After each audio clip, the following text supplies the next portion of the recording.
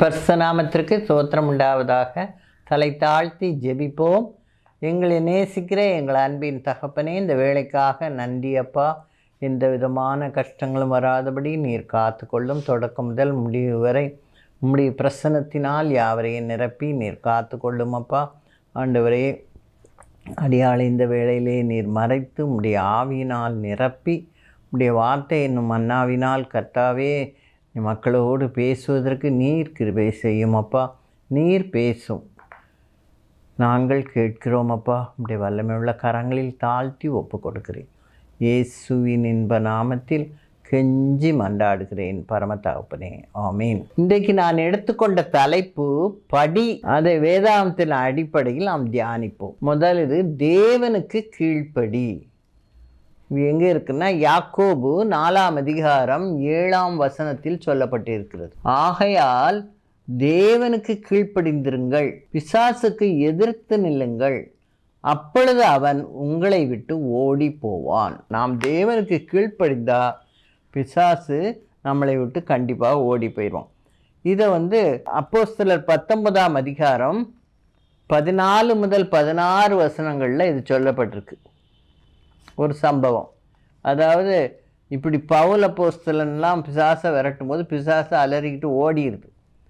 அதை பார்த்துக்கிட்டு இருந்த சில மக்கள் என்ன செஞ்சாங்க, யூதரில் சிலர் பொல்லாத ஆவிகள் பிடித்திருக்கிறவர்கள் மேல் கர்த்தராகிய இயேசுவின் நாமத்தை சொல்ல துணிந்து, அவங்க பாருங்கள், அப்போஸ்தலர் 19:13 சொல்லப்பட்டிருக்கு. எப்படி சொல்கிறாங்களாம், பவுல் பிரசங்கிக்கிற இயேசுவின் மேல் ஆணையிட்டு உங்களுக்கு கட்டளை இடுகிறோம் என்றார்கள். அதில் மெயினாக யாருன்னா, பிரதான ஆசாரியனாகிய ஸ்கேவா என்னும் ஒரு யூதனுடைய குமாரன். அவனுக்கு 7 பேர் இருந்தார்கள். அங்கே பொல்லாத ஆவி இருக்கிற மக்கள்கிட்ட போய் அங்கே போய் அவங்க பிசாசை விரட்டுறாங்க. உடனே அந்த பொல்லாத ஆவி அவர்களை நோக்கி, இயேசுவை அறிவேன், பவுலையும் அறிவேன், நீங்கள் யார் என்று சொல்லி பொல்லாத ஆவியுடைய மனுஷன் அவர்கள் மேல் பாய்ந்து பலாத்காரம் பண்ணி அவர்களை மேற்கொள்ள அவர்கள் நிர்வாணிகளும் காயப்பட்டவர்களும் ஆகிய அந்த வீட்டை விட்டு ஓடி போனார்கள். அதனால் ஈஸியாக சாத்தான்கிட்ட என்ன செய்ய முடியாது, விளையாட முடியாது. தேவனுக்கு நாம் கீழ்ப்படிந்து நடக்க வேண்டும். அப்பொழுது பிசாசுக்கு நம்ம எதிர்த்து நிற்க முடியும். அப்படி நின்றா அவன் நம்மை விட்டு ஓடி போவான். பவுல் அப்போஸ்தலன் அதே மாதிரி தேவனுக்கு கீழ்ப்படிந்து எல்லா விஷயங்களிலும் நடந்தபடியால் பிசாசுகள் பயந்து என்ன செய்துச்சு, ஓடிச்சு. இயேசுவானவர் தம்முடைய சீஷர்களை அனுப்பும்போது சீஷர்களை அழைத்து அவர்களுக்கு பிசாசை துரத்த அதிகாரம் கொடுத்து அனுப்பினார். அப்போ அவங்க போய் என்ன செஞ்சாங்க, முதல்ல மனம் திரும்பும்படி பிரசங்கம் பண்ணுறாங்க அநேகர்கிட்ட. அவங்ககிட்ட இருக்க பிசாசுகளையெல்லாம் விரட்டுறாங்க. அதுக்கப்புறம் எண்ணெய் பூசி அவர்களுக்கு வியாதியிலிருந்து சுகம் கொடுக்குறாங்க. இப்படி கர்த்தருடைய கட்டளைக்கு கீழ்ப்படிந்து நடந்த சீஷர்களால் பிசாசை விரட்டவும் அதற்கு எதிர்த்து நிற்கவும் முடிந்தது. ஆகவே சாத்தானை எதிர்த்து நிற்க இயேசு நமக்கு கொடுத்த சர்வாயுத வர்க்கங்கள் எதெல்லாம் பார்த்தீங்கன்னா, எபேசியரில் கொடுக்கப்பட்டிருக்கு 6ஆம் அதிகாரம் 14வது வசனத்திலிருந்து கொடுக்கப்பட்டிருக்கு. 14லிருந்து 17 வரைக்கும். சத்தியம் என்னும் கச்சையை உங்கள் அறையில் கட்டினவர்களாயும், சத்தியம்னா வேதவசனம், உண்மை, இவைகள் நம்ம அறையில் கட்டிக்கொள்ளணும். அப்புறம் நீதி என்னும் மார்க்கவசம், மார்பில் நீதியாக இருக்கிறவர்களாக இருக்கணும். அப்புறம் சமாதானத்தின் சுவிசேஷத்துக்குரிய ஆயத்தம் என்னும் பாதரட்சியை கால்களில் தொடுத்தவர்கள். நம்ம சுவிசேஷத்தை சொல்கிறவர்களாக இருக்கணும். அதற்குரிய கால்களில் பாதரட்சி அணிந்தவர்களாக இருக்கணும். பொல்லாங்கனியையும் அக்னியாஸ்திரங்களை எல்லாம் அவிழ்த்து போடத்தக்கதாய் எல்லாவற்றிற்கும் மேலாக என்ன வேணும், நமக்கு கையில் விசுவாசம் என்னும் கேடகம் வேணும். அப்படி நின்னா நம்ம சாத்தானுக்கு எதிர்த்து நிற்கலாம். தலையில் இரட்சணியம் என்னும் தலை சீராவையும் தேவ வசனமாக்கிய ஆவியின் பட்டயத்தையும் எடுத்துக்கொள்ளுங்கள். இவ்வளவும் சர்வாயுத வர்க்கங்கள், சாத்தானை எதிர்த்து நிற்கக்கூடிய சர்வாயுத வர்க்கங்கள். இது எப்படி நமக்கு கிடைக்கும்? நம்ம தேவனுக்கு கீழ்ப்படிந்து நடக்கும்போது தான். நமக்கு விசுவாசம் வரணும், சமாதானமுடையவர்களாக இருக்கணும், நம்ம சத்தியத்தை கூறுகிறவர்களாக இருக்கணும், நீதி என்னும் மார்க்கவசத்தை அணிந்தவர்களை நம்ம உள்ளத்தில் எப்பவும் நீதி தான் செய்யணுன்ற ஒரு எண்ணம் இருக்கணும் எப்பவும். அப்படி இருந்தால் தான் நம்ம சாத்தானை என்ன செய்ய முடியும், எதிர்த்து முடியும். சாத்தானை தேவ வசனத்தினால்தான் விரட்ட முடியும். தான் ஆவியின் பட்டயமாகிய அவருடைய வசனங்களை செய்யணும், எடுத்துக்கொள்ளணும். ரட்சிக்கப்பட்டவர்களாக இருக்கணும். பாவங்களை கர்த்தரிடத்தில் அறிக்கையிட்டு நாம் பாவ மன்னிப்பு நிச்சயத்தை பெற்று ரட்சிப்பை பெற்றவர்களாக இருந்தால் தான் தலை சீராக தலைக்கு இருக்கும். இவ்வளவு ஆயுதங்களை நம்ம தரித்தவர்களாக இருந்தால் தான் சாத்தானுக்கு என்ன செய்ய முடியும், எதிர்த்து நிற்க முடியும். தேவனுக்கு கீழ்ப்படிந்து நடந்தால் நமக்குள்ளே குணங்களெல்லாம் வரும். அப்படி வரும் பொழுது சாத்தானுக்கு நாம் எதிர்த்து நிற்கலாம். அப்பொழுது சாத்தான் நம்மை கண்டு ஓடி போவான். அடுத்தது ஜெபம் பண்ணும்படி. இயேசுவானவர் ஜெபம் பண்ணும்படிக்கு என்ன செய்கிறார், மலைக்கு போய் ஜெபம் பண்ணுறார். ஏன் மலைக்கு போகிறாரு, தனித்து இருந்து ஜெபம் பண்ணணும், தேவன் பிதாவோடு மக்களுக்காக போராடி ஜெபிக்கணும் அப்படின்னு சொல்லி ஆண்டவர் என்ன செய்கிறாராம், மலையின் மேல் ஏறி முழுவதும் என்ன செய்கிறார், ஜெபம் பண்ணுகிறார். ஊழிய பாதையில் நம்ம இருக்கும்போது நமக்கும் ஆண்டவருக்கும் உள்ள கனெக்ஷன் இந்த ஜெபந்தான். ஜெபம் இருந்தால் தான் நம்ம ஊழியம் செய்ய முடியும். கர்த்தர் நம்மோடு கூட, நாம் அவரோடு கூட பேச வேண்டும், அவர் நம்மோடு கூட பேச வேண்டும். அதனால் நாம் எப்போதும் தேவனோடு இருந்தால்தான் இருக்கணும்னா கண்டிப்பாக அந்த ஜெபம் என்னும் பாலம் நமக்கு இருக்க வேண்டும். அப்போ ஆண்டவர் எப்படி ஜெபம் பண்ணினாரோ அதுபோல் நாமும் என்ன செய்யணும், ஜெபம் பண்ணுகிறவர்களாக இருக்க வேண்டும். அப்போ தான் நம்ம என்ன செய்ய முடியும், ஏனோக்கை போல. ஏனோக்கு தேவனோடு சஞ்சரித்தான். அதனால் அவனை என்ன செய்தார், ஆண்டவர் மறிக்காமலே எடுத்துக்கொண்டார். அவன் எடுக்கப்படுவதற்கு முன்பே அவனை குறித்து தேவன் சாட்சி சொல்கிறார், அவன் தேவனுக்கு பிரியமானவன் என்று. அப்படி நம்ம அவருக்கு பிரியமானவர்களாக நாம் இருக்கிறோமா என்பதை நாம் யோசித்து பார்க்க வேண்டும். அதுக்கப்புறம் மோசேயை நினச்சி பார்த்தா அவர் சீனாய் மலையில் 40 நாட்கள் இருந்து ஜெபித்து கொண்டிருந்தார். அதனால் கர்த்தர் அவருக்கு மக்களுக்கு வழிகாட்டுவதற்காக 10 கற்பனைகளை கொடுத்தார். அதுக்கப்புறம் தானியேல் என்ன செய்யறான், தினமும் பாபிலோன் நாட்டில் பெரிய அதிகாரியாக இருந்தாலும் அவன் தினமும் 3 வேளையும் கர்த்தரை நோக்கி ஜெபித்தான். அதுக்கப்புறம் கரெக்டாக அவர் 70 ஆண்டுகள் கடந்து விட்டது, இன்னும் ஆண்டவர் இஸ்ரவேலரை மீட்கவில்லையே என்று சொல்லி 21 நாட்கள் உபவாசித்தான். தானியேலின் உபவாசம். அந்த தானியேல் அந்த ஜெபத்தை ஏறெடுத்தபடியால் இஸ்ரவேலர் பாபிலோனிலிருந்து விடுவிக்கப்பட்டு அவங்க நாட்டுக்கு திரும்பினார்கள். அதுக்கப்புறம் இயேசுவும் பிதாவோடு உறவாடத்தான் முழுவதும் ஜெபத்தில் என்ன செய்திருக்கிறார், தரித்திருக்கிறார். தேவ சமூகத்தில் நாம் அதிகாலையில் அவரை தேடுங்கள், அப்பொழுது அவரை கண்டடைவீர்கள் என்று வேதம் சொல்கிறது. நாம் கர்த்தரை தேடும் பொழுது எப்படி தேட வேண்டும், அதாவது நாம் அவர் விசுவாசத்தோடு ஜெபிக்க வேண்டும். நம்ம ஆண்டவரிடத்தில் கேட்கும் பொழுது அவர் நமக்கு கொடுப்பாரா கொடுக்க மாட்டாரான்னு சந்தேகத்தில் கேட்கக்கூடாது. கொடுப்பார் என்ற விசுவாசத்தோடு நம்ம கேட்கும்போது கர்த்தர் நிச்சயமாக அவைகளை நமக்கு கொடுப்பேன் என்று வாக்கு கொண்டு பண்ணியிருக்கிறார். மத்தேயு 21ஆம் அதிகாரம் 22. நீங்கள் விசுவாசம் உள்ளவர்களாய் ஜெபத்தில் எவைகளை கேட்பீர்களோ அவைகளை எல்லாம் பெறுவீர்கள். விசுவாசம் உள்ளவர்களாய் ஜெபத்தில் நீங்கள் எவைகளை கேட்பீர்களோ அவைகளை எல்லாம் பெறுவீர்கள் என்று வேதம் சொல்கிறது. அதே மாதிரி 1 யோவான் 5:14-15-16 நாம் எதையாகிலும் அவருடைய சித்தத்தின்படி கேட்டால் அவர் நமக்கு கொடுப்பார் என்று நாம் அறிந்திருக்கிறோம். அதனால் நம்ம ஜெபிக்கும்போது தனித்திருந்து தேவனோடு உறவாட வேண்டும். அப்புறம் நம்ம தேவ சமூகத்தில் நாமும் அவர் மாத்திரம்தான் இருக்கிறோன்ற ஒரு உணர்வோடு என்ன செய்யணும், நம்மளை எப்படி பரிசுத்தப்படுத்தி கொண்டு நம்முடைய பாவங்களெல்லாம் அறிக்கையிட்டு, உங்களில் பாவம் இருந்தால் அவர் உங்கள் சத்தத்திற்கு என்ன செய்ய மாட்டார், செவி கொடார். நம்முடைய பாவமே அவருக்கும் நமக்கும் தடுப்பு சுவராக இருக்கும். அதனால் பாவத்தை முதல்ல அறிக்கையிடணும். அறிந்தோ அறியாமலோ நாம் செய்த பாவங்களை அறிக்கையிட்டு, ஆண்டவரே இதெல்லாம் மன்னியும் அப்பா, சிந்தனையினால் செய்த பாவத்தையும் ஆண்டவர்கிட்ட அறிக்கையிடணும். அப்போ ஆண்டவர் அதையெல்லாம் மன்னிப்பார். மன்னித்த பிறகு நம்முடைய விண்ணப்பங்களையும் வேண்டுதலையும் அவரிடத்தில் ஒப்பு கொடுக்கணும். அப்போ அதை விசுவாசத்தோடு கேட்கணும். அதே நேரத்தில் தேவ சித்தத்திற்கு ஒப்பு கொடுத்து ஜெபிக்கிறவர்களாக இருக்க வேண்டும். அப்படி நம்ம ஜெபிக்கும்போது நம்முடைய ஜெபத்திற்கு நிச்சயமாய் கர்த்தர் என்ன செய்வார்? பதிலளிப்பார். அடுத்தது, அவர் நடந்தபடி அவர் நமக்கு மாதிரியை வைத்து போனார்.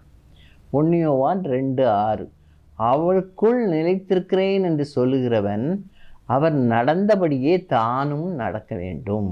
அவர் எப்படி நடந்தாரோ அதேபடி நாமும் என்ன செய்ய வேண்டும்? நடக்க வேண்டும். பிலிப்பியர் 2ஆம் அதிகாரம் 6 முதல் 8 வசனங்களில் அவர் மனுஷரூபமாய் காணப்பட்டு, தேவன் மனுஷரூபமாக காணப்பட்டு மரண பரியந்தம், அதாவது சிலுவையின் மரண பரியந்தமும் கீழ்ப்படிந்தவராகி தம்மை தாமே தாழ்த்தினார். ஆண்டவருக்கு என்ன நல்ல குணம்! அன்புள்ளவராக இருந்தார், கீழ்ப்படிந்தவராக இருந்தார், தம்மை தாமே தாழ்த்தினார். இந்த தம்மை தாமே தாழ்த்தினார் என்பதற்கு ஒரு சம்பவம் கொடுத்திருக்கிறது. யோவான் 13ஆம் அதிகாரம் 4 முதல் 15 வசனங்கள். என்ன செய்தார் ஆண்டவர்? போஜனம் பண்ணி முடித்த உடனே போஜனத்தை விட்டு எழுந்து தன்னுடைய உடைகள் எல்லாம் கழற்றி ஒரு இடத்துல வச்சுட்டு சீலையை எடுத்து கட்டி கொண்டு ஒரு பாத்திரத்தில் தண்ணி எடுத்துக்கிட்டு சீஷர்களுடைய கால்கள், ஒவ்வொருவருடைய கால்களையும் அவர் கழுவினார். அப்போது அவர் என்ன சொல்லுகிறார் பாருங்க, எல்லாருடைய கால்களையும் கழுவி துடைச்சார்.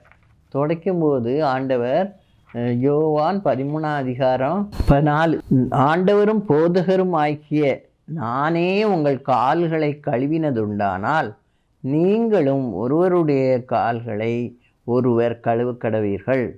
நான் உங்களுக்கு செய்தது போல நீங்களும் செய்யும்படி உங்களுக்கு மாதிரியை காண்பித்தேன். ஆண்டவரும் போதகரும் ஆகிய நானே இப்படி செய்தேன்னா நீங்களும் என்ன செய்யணும்னு சொல்லி நான் என்ன செய்தேன்? உங்களுக்கு மாதிரியை காண்பித்தேன் என்று சொல்கிறார். அப்படி ஆண்டவர் நமக்கு காட்டின அந்த மாதிரியின்படி நாம் நம்மை தாழ்த்துகிறவர்களாக இருக்கணும். அவர் போதகர், ஆண்டவர், அவரே அந்த காலை போய் கழுவுறார். மனுஷனுடைய கால் எவ்வளோ அழுக்காக இருக்கும், அந்த கால் அவர் கழுவி அதை துடைக்கிறார். அப்போ அப்படி அவர் தன்னை தாழ்த்தும் பொழுது நாமும் என்ன செய்யணும்? தாழ்த்தி ஜெபிக்கணும் கர்த்தரிடத்தில். அவர் நமக்கு மாதிரியை முன்வைத்து போனார். அவர் செய்த மாதிரியின்படி நாமும் என்ன செய்ய வேண்டும்? கண்டிப்பாக தாழ்மை உள்ளவர்களாக இருக்க வேண்டும். அதுக்கப்புறம் தன்னை சூழ்ந்திருக்கும் மக்களுக்கு பிதாவானவர் தன்னை பூலோகத்திற்கு அனுப்பினார் என்பதை ஜனங்கள் அறிந்து கொள்வதற்காக அவர் என்ன செய்தார்? பெத்தானியாவில் இருக்கிற லாசருடைய கல்லறைக்கு முன்பாக நின்று, லாசருவே வெளியே வா என்று உரத்த சத்தமாய் கூப்பிடுகிறார். கூப்பிட்ட உடனே லாசரு என்ன செய்தான்? எழும்பி, அவன் இறந்து 4 நாள் ஆயிடுச்சு. அவனுடைய சகோதரிகளெல்லாம் என்ன செய்கிறாங்க? ஐயோ 4 நாள் ஆயிட்டே அப்படின்னு சொல்லி நினைக்கிறாங்க. ஆண்டவர் ஆனால் என்ன செய்கிறார்? நீ விசுவாசித்தால் தேவனுடைய மகிமையை காண்பாய் என்றெல்லாம் சொல்லி சூழ்ந்து நிறைய பேர் இருக்காங்க. என்ன செய்கிறாரு ஆண்டவர்னு சொல்லி. ஏன்னா மரியாள் அழுதுகிட்டே ஓடி வருவா வீட்டில் இருந்து. மார்த்தாள் ஏற்கனவே இயேசு வந்திருக்கிறார் இருந்து அவள் ஓடி போய் ஆண்டவருடைய பாதத்தில் விழுந்து, நீர் இருந்திருந்தீரானால் என் சகோதரன் மரித்திருக்க மாட்டானே என்று சொல்லி 2 பேரும் ஆண்டவர்கிட்ட அந்த இதை சொல்கிறாங்க. ஆண்டவர் என்ன செய்கிறாரா? ஆவியில் எல்லாரும் அழுகிறாங்க. அழுகிறத பார்த்து ஆண்டவரே ஆவியில் கலங்கி இயேசு கண்ணீர் விட்டார். அப்புறம் ஆண்டவர் என்ன செய்கிறாரு? அந்த கல்லறைக்கு முன்னால் நின்று கொண்டு, லாசருவே வெளியே வா என்று உரத்த சத்தமாய் கூப்பிட்டார். உடனே மரித்தவன் பிரேத சீலைகளுடன் கல்லறையை விட்டு வெளியே வந்தான். அதை பார்த்த மரியாளோடு வந்த யூதர்கள் அநேகர் இயேசுவில் விசுவாசமுள்ளவர்களாயினர். இவ்வாறு இயேசு தேவனை மகிமைப்படுத்தி அவரை உயர்த்தினார். அப்படி தேவன் தம்முடைய மனதுருக்கத்தையும் தம்முடைய அன்பையும் மக்களிடத்தில் வெளிப்படுத்தினார். அப்போ இயேசுவானவர் எப்படி நடந்தாரோ அவர் மாதிரியை நாம் பின்பற்றுகிறவர்களாக இருக்க வேண்டும். அவர் அன்பாகவே இருந்தார், அன்பு கூறுகிறவராக இருந்தார். 2வது, பிதாவின் சித்தத்தை நிறைவேற்றுவதற்கு கீழ்ப்படிதல் உள்ளவராகவே இருந்தார். மூணாவது மிகவும் தாழ்மையுடன் நடந்து கொண்டார். இந்த குணங்களை நாம் அவருடைய மாதிரியினின்று நாம் பின்பற்றுகிறவர்களாக இருக்க வேண்டும். கிறிஸ்து நடந்தபடி நாமும் வாழ்வோம். அப்படின்னா நமக்கு என்ன கிடைக்கும்? சந்தோஷம், சமாதானம் பெற்று வாழ்வில் நிரம்பிய ஆசீர்வாதங்களையும் பெறலாம். இப்போ இதுவரைக்கும் நம்ம பார்த்தது, முதல்ல கீழ்ப்படியணும், தேவனுக்கு கீழ்ப்படியணும். ரெண்டாவது நம்ம என்ன செய்யணும்? ஆண்டவர் சொல்கிறபடியெல்லாம் பிசாசுக்கு எதிர்த்து நிற்கக்கூடிய இந்த திராணியை நாம் பெறுறவர்களாக இருக்க வேண்டும். மூணாவது, ஆண்டவர் செய்த மாதிரியின்படி நாம் நடக்கிறவர்களாக இருக்கணும். நாலாவது, பிதாவின் சித்தத்தின்படி நாம் நடக்கிறவர்களாக இருக்கணும். மத்தேயு 7:21 பரலோகத்தில் இருக்கிற என் பிதாவின் சித்தத்தின்படி செய்கிறவனே பரலோக ராஜ்யத்தில் பிரவேசிப்பான். கர்த்தரில் அன்பு கூறுகிறவன் விட வேண்டிய பாவங்களை என்ன செய்து விட வேண்டும்? கண்டிப்பாக விட்டு விட வேண்டும். நிறைவேற்ற வேண்டிய பிரமாணங்களை நிறைவேற்ற வேண்டும். பரலோக ராஜ்யத்திற்குள் நாம் பிரவேசிக்க நம்ம உதாரணமாக 10 கன்னிகைகள் எப்படி இருந்தாங்கன்னு பார்ப்போம். அவங்க எல்லாரும் ஆயத்தமாக்கி மணவாளன் வரும்போது அவரை எதிர்கொண்டு போகணும்னு சொல்லி என்ன செய்கிறாங்க? காத்திருக்காங்க. முதல்ல ஆயத்தமாகி காத்திருக்காங்க. அப்படி அவங்க காத்திருக்கணும்னா விழித்திருக்கணும். முதல்ல ஆயத்தமாகிறார்கள், ரெண்டாவது விழித்திருக்கிறார்கள். மணவாளன் வர சற்று நேரமாகிவிட்டது. இப்போ வருகிறார் என்ற செய்தி கேட்ட உடனே எல்லாரும் அவங்களுடைய தீவட்டிகளை கொளுத்துறாங்க. கொளுத்த உடனே தீவட்டிகள் எரிகிறது. அதில் 5 பேர் தீவட்டி அணைந்தால் எண்ணெய் ஊற்றணுமேன்னு சொல்லி எண்ணெய் பாட்டில் கொண்டிருக்காங்க. 5 பேர் என்ன செய்யலை? எண்ணெய் கொண்டு வரல. அப்போ இன்னும் தாமதமாகும்போது அந்த எண்ணெய் காலி ஆயிடுச்சு. அவங்ககிட்ட கொஞ்சம் கேட்காங்க, எங்களுக்கு கொஞ்சம் எண்ணெய் கொடுங்க. உங்களுக்கு எண்ணெய் கொடுத்தா எங்களுக்கு பத்தாதுன்னு சொன்ன உடனே அவங்க கடையில் போய் வாங்குறதுக்கு போயிட்டாங்க. அந்த நேரத்தில் மணவாளன் வந்தார். வந்து ஆயத்தமாக இருக்கிறவர்களை என்ன செய்து கொண்டார்? சேர்த்து கொண்டார். உடனே பரலோகத்தின் வாசல் என்ன செய்யப்பட்டது? மூடப்பட்டது. அதுக்கப்புறம் இவங்க 5 பேர் ஓடி வராங்க. எண்ணெயை வாங்கிட்டு வேகமாக ஓடி வராங்க. அவங்களுக்கு கதவு மூடியாயிட்டு உங்களை அறியேன்னு சொல்லிடுறான் ஆண்டவர். பரலோக ராஜ்யத்திற்கு போவதற்கு உரிய கிருபையை இழந்து விட்டார்கள். இப்போ நம்ம என்ன செய்யணும்? தேவ சித்தத்தின்படி செய்கிறவர்களாக இருக்கணும். ரெண்டாவது, அவருக்கு கீழ்ப்படிந்து நடக்கிறவர்களாக இருக்கணும். அவருக்கு முன்பாக நம்மை தாழ்த்தி நம்ம எப்படி இருக்கணும்? ஆயத்தமாகவும் விழித்திருக்கிறவர்களாக இருக்க வேண்டும்.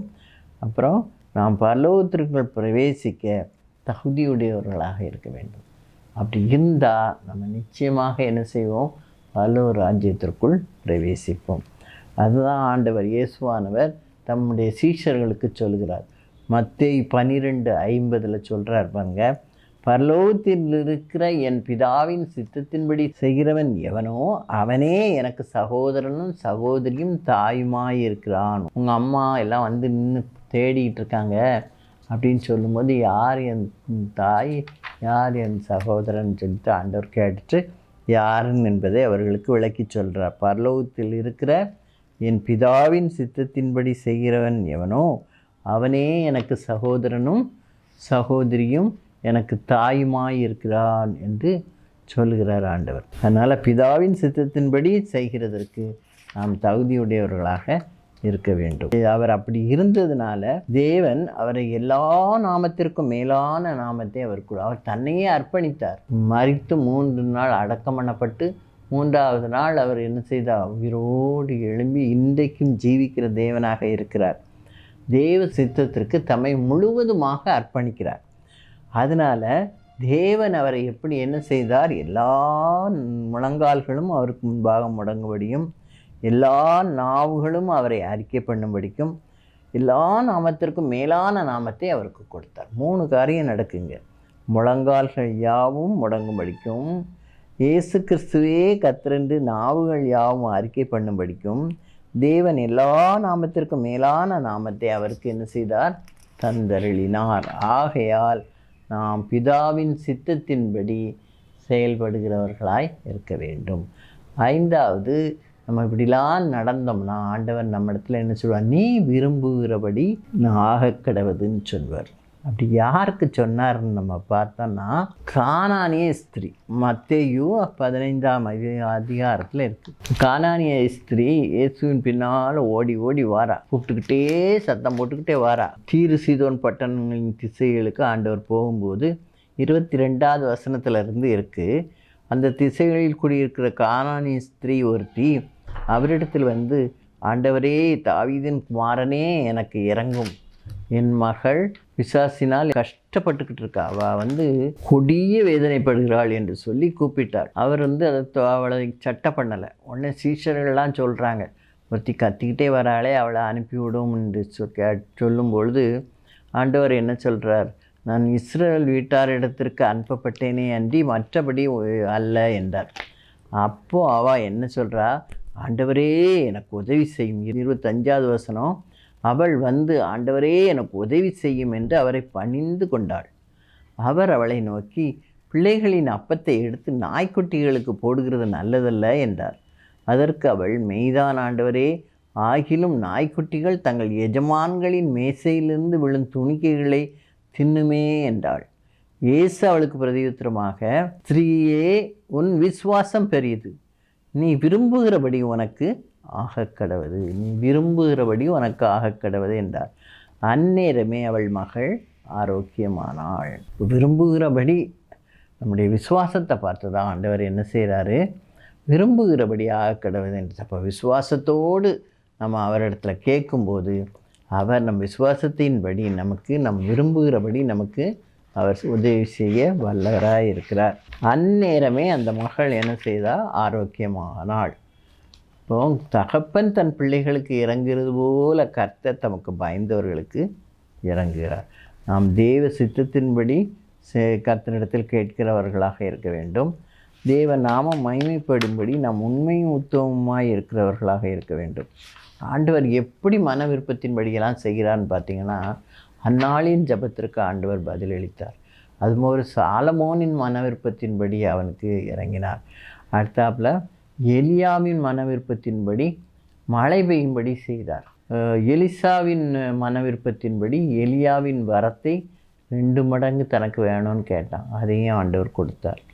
அடுத்தாப்புல நம்ம என்ன செய்யணும்னு சொன்னால், சங்கீதம் 37:4 தாவீது ராஜா சொல்கிறாரு, கர்த்தரிடத்தில் மனமகிழ்ச்சியாயிரு, அவர் உன் இருதயத்தின் வேண்டுதல்களை உனக்கு அருளி செய்கிறார். கர்த்தரிடத்தில் நம்ம மனமகிழ்ச்சியாய் அவர் சொல்கிறபடியெல்லாம் கேட்டு அவருக்கு பிரியமானவர்களாக நம்ம இருந்தால் நாம் கர்த்தரிடத்தில் மனமகிழ்ச்சியாக இருப்போம். அப்படி இருந்தால் கர்த்தர் நம்முடைய வேண்டுதலின் சத்தத்திற்கு செவி கொடுப்பார். ஆகவே கர்த்தருக்கு பிரியமானவர்களாய் மாறுவோம், அவருடைய மன விருப்பத்தின்படி செயல்படுவோம். இப்போ நம்ம 5 காரியம் பார்த்தோம். முதலாவது, தேவனுக்கு கீழ்ப்படிந்திருங்கள். அது அப்போ நம்ம தேவனுக்கு கீழ்ப்படிந்திருந்தால் சாத்தானுக்கு எதிர்த்து நிற்கும்போது சாத்தான் நம்மை கண்டு என்ன செய்வான்? பயந்து ஓடுவான். நம்ம தேவனுக்கு கீழ்ப்படிந்து அவர் சொல்படி நடக்கிறவர்களாக இருக்க வேண்டும். 2வது, ஜெபம் பண்ணும்படி தனித்து ஜெபம் பண்ணலாம். 1 2 3 பேர் கூடி ஜெபம் பண்ணலாம். ஒருமனப்பட்டு நாம் ஜெபிக்கலாம். உபவாசத்தோடு ஜெபம் பண்ணலாம். இப்படி நம்ம ஜெபிக்கும்போது கர்த்தர் நமக்கு ஜெபத்திற்கு என்ன செய்வார்? பதிலளிப்பார். தானியேலோடு இணைந்து சாத்ராக் மேஷாக் அவர்கள் ஜெபித்தார்கள். ஜெபித்ததுனால அந்த காரியம் ஜெயமாய் முடிந்தது. தானியேலின் காரியம் ஜெயமாய் மாறியது. சீஷர்கள் ஒருமனப்பட்டு ஜெபிக்கும் பொழுது பரிசுத்த ஆவியை பெற்றுக்கொண்டார்கள். மோசே 40 நாள் ஜெபம் பண்ணதுனால ஆண்டவர் 10 கற்பனையை கொடுத்தார். அப்போ ஜெபம் ரொம்ப முக்கியம். ஒரு வீட்டுக்கு ஒரு ஜெபம் ரொம்ப முக்கியம். அப்போ நம்ம தனித்து ஜெபம் பண்ணலாம், குழுவாக சேர்ந்து ஜெபம் பண்ணலாம், ஒருமனப்பட்டு ஜெபிக்கலாம், உபவாசத்தோடு ஜெபிக்கலாம். தானியேலு போல நண்பர்களோடு சேர்ந்து ஜெபிக்கலாம். ஒருமனப்பட்டு செய்தாலும் கர்த்தர் அந்த இடத்துக்கு வருவார். அவருடைய பரிசுத்த ஆவியை நமக்கு தருவார். அப்போ அதனால் நாம் நிரப்பப்படுகிறவர்களாக இருப்போம். மோசே 40 நாட்கள் ஜெபம் பண்ணினான். 10 கற்பனைகளை அவன் பெற்றான். 3வது, இயேசு நடந்த மாதிரி நாம் நடக்க வேண்டும். ஜெபம் பண்ணும்படி 3வது, இயேசு நடந்த மாதிரி. இயேசு சீஷர்களின் கால்களை கழுவி துடைத்து தமது தாழ்மையை வெளிப்படுத்தினார். தாழ்மை உள்ளவர்களுக்கு கர்த்தர் கிருபை அளிக்கிறவராக இருக்கிறார். 4வது, பிதாவின் சித்தத்தின்படி செய்கிறவன் பல்லவ ராஜ்யத்தில் பிரவேசிப்பான். யார் பிதாவின் சித்தத்தின்படி செய்கிறவன்? ஆயத்தமாக இருக்கிறவன், விழித்திருக்கிறவன். அவருக்கு சத்தம் கேட்டவுடனே போகும்போது அவன் தீவெட்டிக்கு தேவையான எண்ணெயை, அதாவது பரிசுத்த ஆவியை கொண்டவனாக இருந்தால் அவனை பல்லவ ராஜ்யத்தில் கர்த்தர் சேர்த்து கொள்வார். இந்த வாசல் அடைச்ச பின்பு போய் கதவை தட்டிக்கிட்டு இருந்தால் அவங்களுக்கு கிடைக்காது. அதனால் ஆயத்தமாக இருக்கணும், விழித்திருந்து ஜெபிக்கணும், தேவ சித்தத்தின்படி செய்கிறவர்களாக இருக்க வேண்டும். அதுக்கப்புறம் நீ விரும்புகிறபடி ஆக கடவுதுன்னு சொல்கிறார். எப்போ யார் விரும்புகிறபடி? நாம் கர்த்தருக்கு பிரியமானவர்களாக இருந்தால், நாம் விரும்புகிறபடி கர்த்தர் நமக்கு நம்முடைய ஜெபத்திற்கு என்ன செய்வார்? பதிலளிப்பார். பிசாசின் பிடியிலிருந்து மக்களை மீட்கிறவராக இருக்கிறார். சாலமோன் விரும்பினபடி கர்த்தர் அவனுக்கு ஞானம் கொடுத்தார். அன்னாள் விரும்பினபடி அவளுக்கு சாமுவேலை கொடுத்தார். கர்த்தரிடத்தில் மனமகிழ்ச்சியாக இருந்தால் அவர் நமது மன விருப்பத்தின்படி எல்லாவற்றையும் செய்ய வல்லவராக இருக்கிறார். ஆகையால் நாம் கர்த்தரிடத்தில் 5 படிகளை நாம் இன்றைக்கு கற்றுக்கொண்டோம். முதலாவது, தேவனுக்கு கீழ்ப்படிதல். 2வது, ஜெபம் பண்ணுதல். ஜெபம் பண்ணும்படி கர்த்தர் எப்படி ஜெபம் பண்ணாரோ அதுபோல் நம்மளும் ஜெபம் பண்ணணும். 3வது, இயேசு நடந்த மாதிரியின்படி. 4வது, பிதாவின் சித்தப்படி. பிதா என்ன சித்தம் கொண்டிருக்காரோ அந்த சித்தத்தின்படி நாம் செய்கிறவர்களாக இருப்போம். அப்போ தான் நமக்கு பல்லவ ராஜ்யத்திற்குள் பிரவேசிக்க முடியும். 5வது, நாம் விரும்புகிறபடி அவர் என்ன செய்வார்? நமக்கு உதவி செய்ய வல்லவராக இருக்கிறார். ஆகையால் இந்த 5 படிகளை நாம் தியானித்தோம். தேவன் தாமே நம்மை ஆசீர்வதிப்பாராக. தலை தாழ்த்தி ஜெபிப்போம்.